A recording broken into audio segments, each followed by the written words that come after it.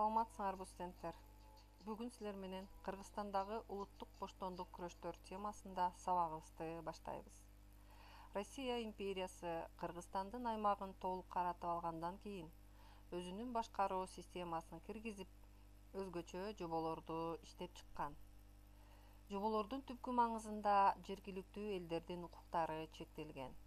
Падыша өкмөтүнүн колониячыл саясаты жер маселесин чечүүдөгү аракеттеринде анык байкала баштаган. Жер мамлекетке тиешелүү делген мыйзам чыккандан кийин падыша өкмөтү тартып алынган жерлерге орустардын таянычы болгон келгиндерди жайгаштыра баштаган. Бийлик келгиндерди 15 жылга чейинки мөөнөттө салыктан, аскер кызматынан куткарган. Натыйжада орустардын көчүп келүүсү көбөйүп, Бишкек менен Пржевальск уездеринин өзүндө 26 орус кыштактары пайда болот. Келгин орус дыйкандарына жерлерди берүүдө кыргыздардын кызыкчылыктары такыр эске алынган эмес. Жергиликтүүлөргө карата салыктык сан көбөйгөн. 19-кылымдын аягында жалпы эле Орто Азияда орус администрациясынын эзүүсү күчөп, улуттук социалдык теңсиздиктин күчөшү 1898 жылдардагы жана 1916 жылдардагы көтөрүлүштөрдүн келип чыгуусуна алып келди. Жогоруда келтирилген себептердин негизинде 1898 жылы май айында Мадали Дүкчишен менен Зиябидин Максым уулунун жол башчылыгында көтөрүлүш башталат. Көтөрүлүшкө кыргыз, өзбек, тажик улутунун өкүлдөрү, калктын ар түрдүү социалдык катмарлары катышышкан.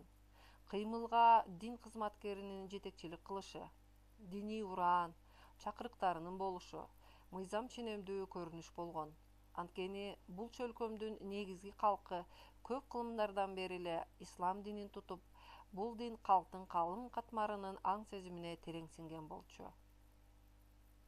Көтөрүлүшкө катышкандардын бардыгы өздөрүн мусулманмын деп эсептешкен. Бул үчүн көтөрүлүштү реакциячыл кыймыл катары кароого эч негиз жок. Көтөрүлүш көпчүлүк элдин мүдөөсүн, кызыкчылыгын коргогон. Бирок 2000ден ашуун Анжандагы аскер гарнизонуна кол салган көтөрүлүшчүлөр падыша аскерлери тарабынан басылат. Зиябидин Максым көтөрүлүштүн жүрүшүндө каза болуп, Мадали Ишен колго түшүрүлөт.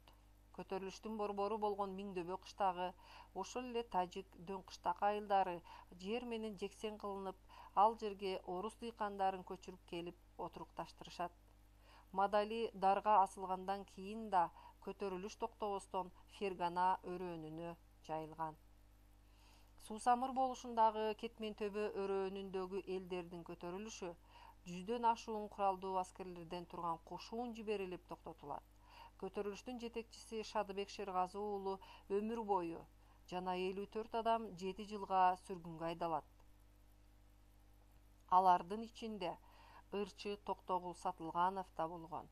Анжан көтөрүлүшүнүн ырайымсыз басылышы улуттук боштондук күрөшүнүн андан ары күчөшүнө түрткү берген.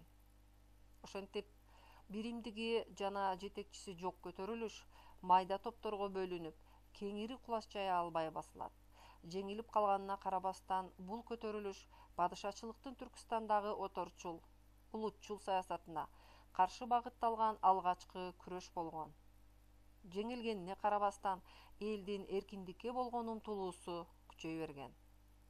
19-кылымдын башында орус падышачылыгынын эзүүсүнүн күчөшү 1914 жылдан башталган дүйнөлүк биринчи согуш экинчи ирет боштондук үчүн күрөштүн келип чыгуусуна түрткү берди. Кыргыздар да согушка акча, кийим-кече, атчан аскерлер үчүн аттарды берүүгө милдеттүү болушкан. 1916 жылдын 25-июнундагы падышанын Түркүстандагы элдеринен аскердик курактагы эркектерди согуштук коргонуу үчүн тыл жумуштарына алуу жөнүндөгү падышанын указы чыгат. Указ боюнча Түркүстандын Сырдария областынан 60 000, Самаркан областынан 32,5 000, Фергана областынан 51 000, Жети Суу областынан 43 000 кишини жөнөтүү керек болгон. Мурунтан эле колониялык эзүүнүн запкысын тартып келген жергиликтүү эл эми ачык эле күрөшкө чыгууга аргасыз болду. Ошентип көтөрүлүш 1916-жылы 4-июлда Самарканд областынын Кожент шаарында башталат жана тез арада Сырдария, Фергана областтарына тарайт.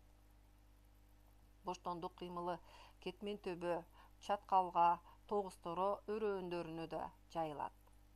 Ош уездинде болсо Сулайман тоонун этегинде жыйын болуп, ага 10 миңдей киши катышат. Жыйынга чогулган эл согушка барбайбыз, балдарыбызды бербейбиз деп эле ачык каршылык көрсөтүшкөн. Колониялык бийлик жазалоочу аскерди чакырып, жыйынды араң таркаткан. Жыйындын айрым уюштуруучулары, демилгечилери камакка алынган. Кыргызстандын түндүгүндө алгачкы толкундоолор июль-июнь айынын ортосунда башталат. Августтун башында Кеминдеги Шабдан Баатырдын мечитинде жыйын өтөт. Анда падышанын указы, калктын оор абалы, тагдыры узакка талкууланат. Калк указды аткаруудан баш тарткан. Көз каранды эместик үчүн күрөш баштоо жөнүндө бүтүм чыгарылып, ага баш көз болсун үчүн эзелки каада салт боюнча калайыкка баркы бар Шабдан Баатырдын уулу Мөкүш хан көтөрүлөт. Бул кыргыз элинин көчмөн турмушу менен шартталып, хан бийлиги өз алдынча мамлекетти калыбына келтирүү түшүнүгү менен ажырагыс байланышта каралган. Көтөрүлүш мыкты куралданган падыша аскерлери менен куралдуу кагылышуунун деңгээлине өсүп чыккан.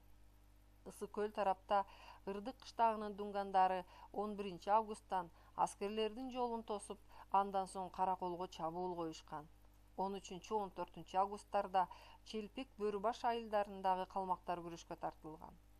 Көтөрүлүшкө башкыр, татар элдеринин өкүлдөрү, айрым орус, украин дыйкандары да катышкан. Көтөрүлүшчүлөр менен жазалоочу аскерлердин ортосундагы акыркы ири салгылашуулар августтун аягында Караколдун жанында түптө болуп өтөт. Күзгө жуук көтөрүлүшчүлөр тоо таянып чегине баштаган. Мыкты куралданган орус аскерлерине каршы кармаштарда алар оор жоготууларга учурашат. Падышалык аскерлерге туруштук бере албасына көзү жеткен эл ата журттан качууга аргасыз болушат. Ошентип кеч күздө кайгылуу Үркүн трагедиясы башталып, 39 болуштуктун эли үркөт. Падыша өкмөтү көтөрүлүшчүлөрдү аяосуз жазалоого көрсөтмө берген. Жазалоочу отряд качкан элдин артынан сая түшүп, жеткен жерде кырып, мал-мүлкүн талап алган. Качкан эл кыш мезгилинде ак кар көк муз баскан ашуу белдерден өтө алышпай кыргынга учурашкан.